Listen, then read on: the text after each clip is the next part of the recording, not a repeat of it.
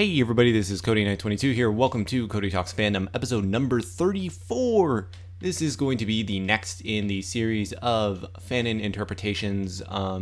This episode is going to be covering the kitty cat. Before I do get into this particular episode, I would like to toss out a gentle reminder that I am interviewing Iron Wang next. Or my next interview is going to be with Riot, aka Iron Wang on Tumblr. So please leave any please leave any questions that you have for Riot in the comments below of this video or another video. Very much so looking forward to that. Riot is a really awesome person. But moving on from that, this episode, like I said, it's going to be about the kitty cat. We're going to be talking about Blake Belladonna. The traits that really kind of shine on Blake in both the Fanon versus the canon and all that stuff is going to continue on with this trend of Fanon interpretations. Personally, Blake is really interesting. In the actual show, Blake has received arguably the most screen time.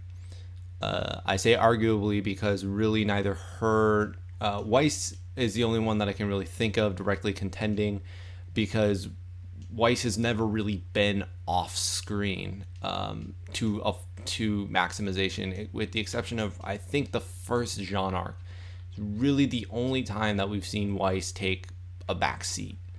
Beyond that, Weiss has been in the foreground throughout every single arc. And so you have and Blake has received, I think Blake has a lot of solo moments. A lot of her moments also kind of ride off of Weiss's, but Blake received a lot of time. And in that time, we have learned about Blake. We've learned about her past. We've learned that she is a faunus. We've learned that she really doesn't like Roman Torchwick. She really doesn't like what the White Fang is doing. So this kind of shapes up a character who starts off as a loner and buys more into the mentality of a team as time goes on. That's kind of the general idea of Blake. This is somebody who sees actions, has seen the world as black and white, and as a result of what happened off of the world that she thought was black and white, wound up doing horrible things for a good cause. And it was kind of like, wow, this is not clear cut. This is not just a one-sided sort of ordeal.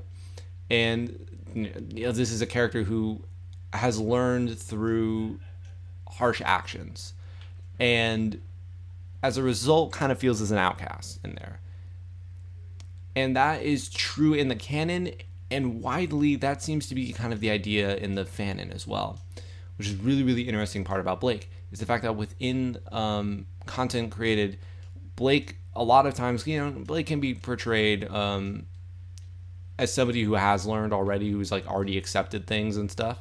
But whenever you kind of go back in time and have that Blake, you have a Blake who is very distrusting of everyone, very much so that loner mentality, and eventually kind of works her way out of it. And I love that. I think that is something very, very true to this character, is you have to have kind of that gradual introduction to buying into people around her, Team RWBY, as is been done really and throughout everything where Blake has to buy into it.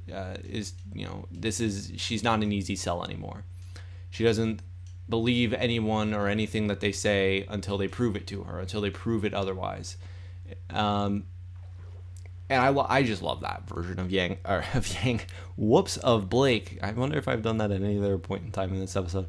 I love that version of Blake. It's also interesting to me, the reading element to Blake. People really, really have taken that and kind of just run with it. Blake loves books. That's just accepted. In turn, people will turn that around and make it Blake is a writer in some AUs. Blake is a librarian, a bookbinder, even, stuff like that. It's just get her in with books. And that seems to be just a key piece that's just accepted. This is something massively crucial to this character. You cannot have Blake without having books. And I love that. I mean, Blake is very interesting, in which a lot of stuff seems to be universally agreed upon by the fandom. Some things that do happen with Blake that at first I wasn't on board with. There was for a period of time, definitely everybody had Blake acting as though she was a cat. When the ear theories first started coming out and stuff, it was Blake is a cat. That was universally agreed upon, like, by the entire fandom. And I was actually not on board with them having Blake do all the kitty things, but I've kind of grown to like it. Like, not on board just from the standpoint of it's a cute gag, but it gets old. Like, and it's like, okay, no, Blake is not a cat. And then the show came out and completely proved me wrong. Blake has done a lot of cat things throughout the canon. So Blake, sharing some similarities to her, to the creature that bears her ears as well. It's definitely something that's very prevalent in both Fanon and in canon. Lots of people like to put Blake in a box. They just do. Get Blake in a box, and get Blake, I don't know. Blake does things in that box. Ooh, horsey. Hi, horse. So Blake shares a lot of feline traits in a lot of AUs. The other kind of big point with Blake, some pieces that are more some pieces that vary more with Blake seems to be, to me, how well she made it out. Speaking strictly within the canon verse, obviously, how well she made it out of the White Fang. What is this character's mental state, ex-White Fang?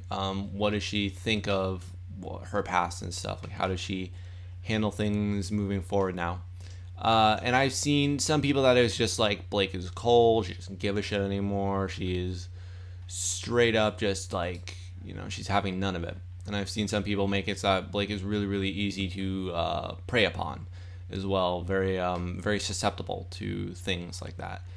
As for this one kind of comes down to personal preference. I personally don't think that Blake made it out that great from the White Fang. We have evidence of this in canon, her ability to just become completely and utterly obsessed and consumed with things. That's something very, very common in the canon. Her talking about the White Fang past, her talking about Roman Torchwick, she really seems to be fixated on her past and fixated on, fixing it. And she is clearly not happy on it. Honestly, I'd go as far as to say appalled by things that have transpired, and she just wants to fix it. And so Blake is, I don't think Blake made it out that great. Rare occurrence. And so it's definitely, I don't personally enjoy it. That being said, I can see the argument from the other side. It's just we have a lot of things to kind of go against that. And as well as, Blake is a very driven character too. And that seems to be another thing that's agreed upon. She's very driven. When her mind gets set on something, she doesn't stop. So Blake is a character that's very interesting to the fanon. As I said, she's very universally agreed upon. It really only changes from AU to AU. Obviously, acceptance needs it in a bit of a different way in certain AUs. In some AUs, it's not as though Blake is always like, I'm coming out of a criminal past. Sometimes it's just, hi, I'm Blake and I don't like people. It's something simple. So Blake varies in a very, very interesting ways.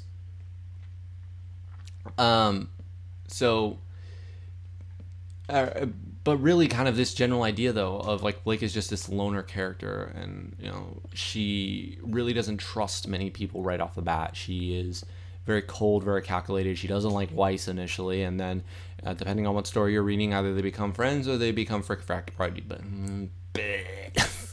I was gonna say frick-frack buddies, but that totally fell apart on me.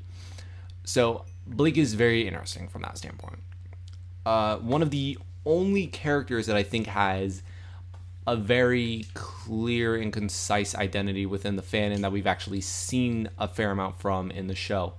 I think that, you also have characters like Nora, who really we don't know enough to give Nora anything other than what we've seen in the show. We've had one moment where you could make the case for a different Nora, but beyond that, that's it.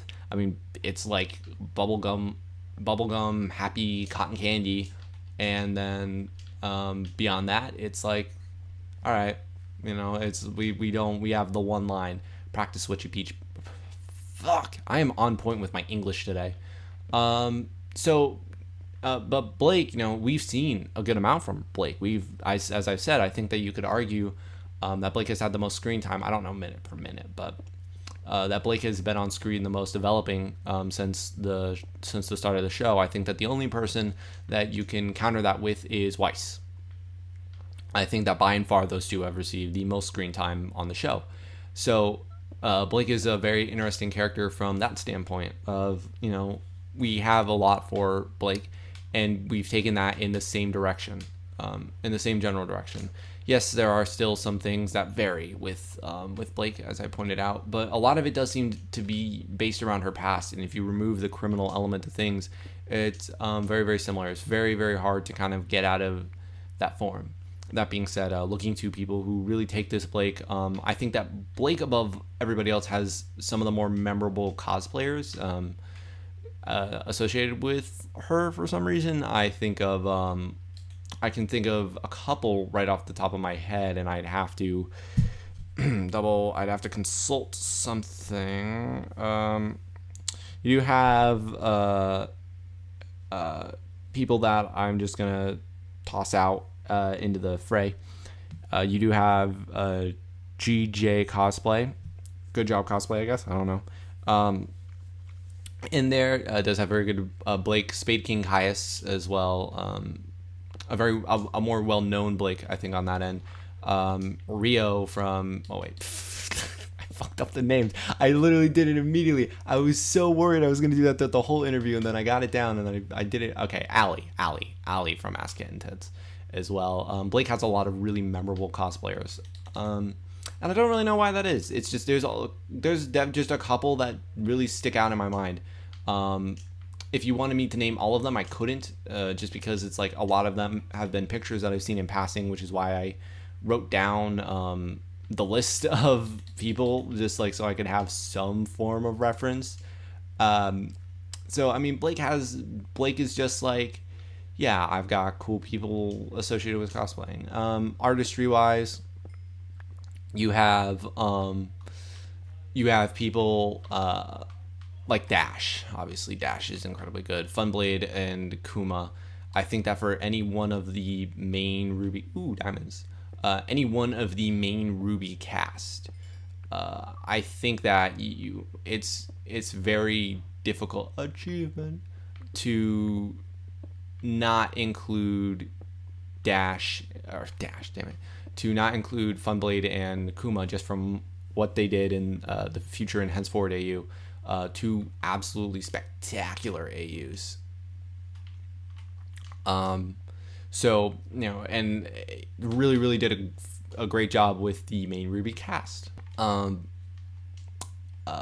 Otherwise, I think, looking to other people that do a great job with this character. Obviously, I mentioned Dash. Okami is another one. Oh my god, they made the Circus AU. Oh my god, don't be so bad. Don't be bad. Don't be in... Oh my god, I'm so stupid. How could I forget a personal favorite Blake cosplayer? Basically, RWBY TBH. Yeah, they're a personal favorite for reasons. Artist-wise, though, I'm still looking... Yeah, Overachiever Sloth is another one that I think does a fantastic job with Blake. Not the person who made the Circus AU, though.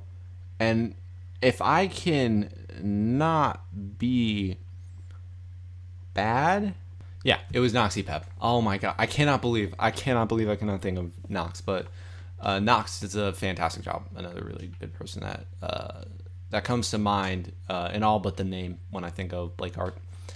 And as far as writers go, I really think that there's only one. There's really only one place to look, and that's just like the one place that really delivers the feeling of variety for the kitty cat, and that is the Ivory Tower Crumbles.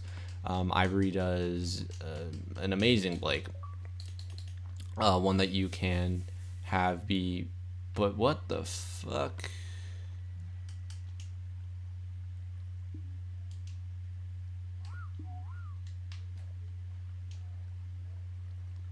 RWBY does a fantastic Blake.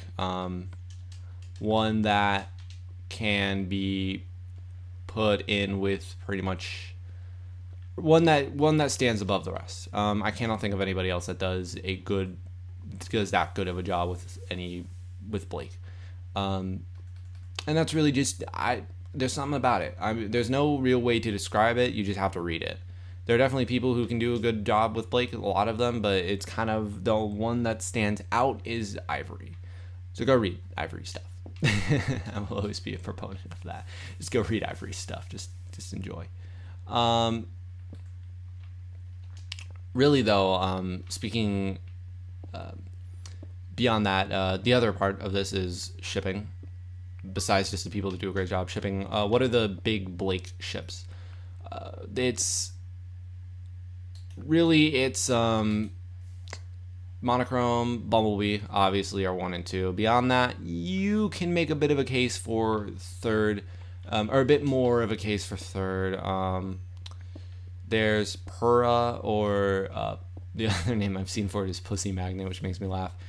Pierre and Blake, I don't know how immensely popular that is, but I know of it. I actually know of that ship, and I know that I see a decent amount of it. Of course, I'm not sure if it's just because that's like a personal thing, like like I know Pure Ruby is, or is it just like or is it actually like relatively popular within the fandom?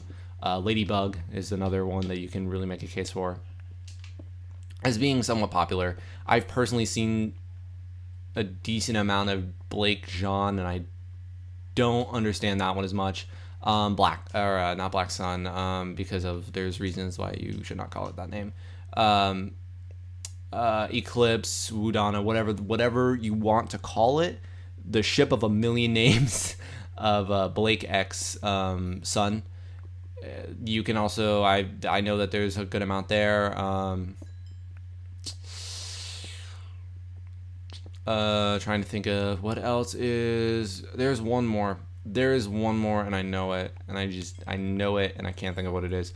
I think that all of those, I think that you can make a great case for Sephora being the third most popular ship. I'm just saying, but no, seriously, no. I think that I really think that it comes down to Black Sun, I really think that the third most popular ship comes down to either Ladybug or Eclipse. I think that really it's those two. And I do not think that it is anything else. That any of the other ones that I did mention are up there with it. But Blake is a really interesting character from a shipping dynamic because you need somebody that can get her to open up. That's why something like a Bumblebee works. That's why something like a Eclipse works. That's why something like a Monochrome works, except Monochrome is a little bit more of a cruel way, is that you need to get a character with really, and this can work with any character in the show, Ladybug as well, but it's kind of like you just need a character that in some way, shape, or form either forces Blake away from her comfort zone or kind of enables her more into it, which is, that kind of enables her more into the side of her that joined the White Fang. So you need one or the other. There is no midway point. There is no wish-wash. There is no in between. Blake is just incredibly. Blake is just. Either Blake is going to be. With Blake, you really need one or the other. And the reason for that being, Blake is just a character that has a lot to her. There's a lot to her past, traditionally. And whether or not, you have a character going with her like a Weiss that's going to kind of like force her away from that at the same time as Blake is forcing away, like a RWBY who's going to kind of comfort Blake a little bit more into kind of accepting certain things, or Yang, who's going to kind of do the same thing except a little bit more bluntly, or a son who's gonna, I don't know, joyride. I don't really know what the correct way to describe that one. Kind of like show Blake the other side of things. I guess I can show you the world. So I mean, you definitely have, and then you also, but then you have other ships, and this is kind of the other interesting dynamic, is that in terms of there's some ships like how could I forget Toradana, which is Blake and Adam. I mean, that's absolutely not pushing her away from the White Fang. That's driving her further in. That's driving her more into that criminal idea. So I think that something like that, obviously, that's not getting Blake out. That's pulling Blake in. So I think that really you need one or the other. You either need to encourage Blake or you need to completely pull Blake out of it. That's the way that it goes with this character in terms of shipping. And in terms of other things as well, in terms of like any kind of relationship that they have, who is Blake's allegiances, who is Blake's enemies, and stuff like that. Black Velvet too. Wow, I forgot about a lot. I feel Black Velvet and I guess really just Black Velvet and Toradana. But so I mean, there's just a lot of ways that you can go with Blake.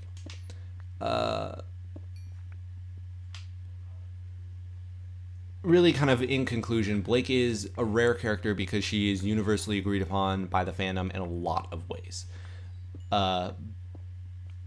Really, and she's very, very. I mean, like I named a ton of ships that could potentially be third. I think that really what are kind of third is it's either Toradana, Eclipse, Black Velvet, or Ladybug. I think that's really kind of like Blake is a very, because the dynamic only changes so much for Blake. It doesn't change all that much. Except for in some cases like Sephora, which is a personal ship. That one's a big dynamic difference to Sephora than it is really to anything else involving Blake. So, you have some, but for the most part, it's all kind of based around the same idea. And there's just, I personally would like to see more done with Blake. I'd like to see variations of this character. I'm not really sure how to do it though and still keep it true. So honestly, in this instance, there's not much that I personally have to say. I like the idea of a Blake that's just not I like the idea of kind of more like a punk Blake that's not really ashamed of her criminal past, doesn't really feel the need to hide it. It's just kind of like, yeah, what's up? I killed people. I like that idea as well, but really beyond that, not much else. Blake is a very, very solid and steady character in the fanon. And so far in the canon too, we haven't really seen any deviation from what the persona they were trying to portray with Blake has been. She's a very focused character, and in my opinion, a character who really, when her mind gets set on one thing, she is not going to stop. And right now, that one thing in the show is Roman Torchwick is getting his head. Because, we saw what it did to her in the show. I mean, she wants his head, and it was just like destroying. So really, that's kind of like an important thing about Blake. And I guess that's actually it. That's not done sometimes. Sometimes there's just no clear objective for Blake.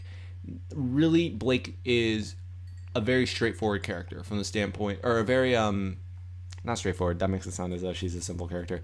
What I mean is that she's a character that needs to pick something, fixate on it, and go after it. And that's the character of Blake Belladonna. Outside of that, you can kind of you have options. So that's where Blake is interesting. And with that is going to conclude this episode of Cody Talks Fandom. Next up is going to be Yang. I have a lot more variety in terms of things to say about Yang. And between now and Yang is going to be my interview with Riot. I'm really, really looking forward to this. Riot is kick-ass cosplayer, really kind of is the only cosplayer to make a entire AU kind of explode within the RWBY fandom. Holds the unique claim to fame of that. And so, ask Riot questions. Give me questions to ask Riot. Otherwise, however, there might not be an episode next week. I'm going to caution all of you about that now. There's a chance that I will be in New York next week. So the interview might not get released until the week after, to which I apologize, but not really, because I'm going to be in New York. Sucks to be y'all, but I'm going to get the interview done, and I will attempt to edit and upload it in time to release it on Wednesday. If not, then you will all be able to expect that next week. However, I'll see all of you in the next time. Bye.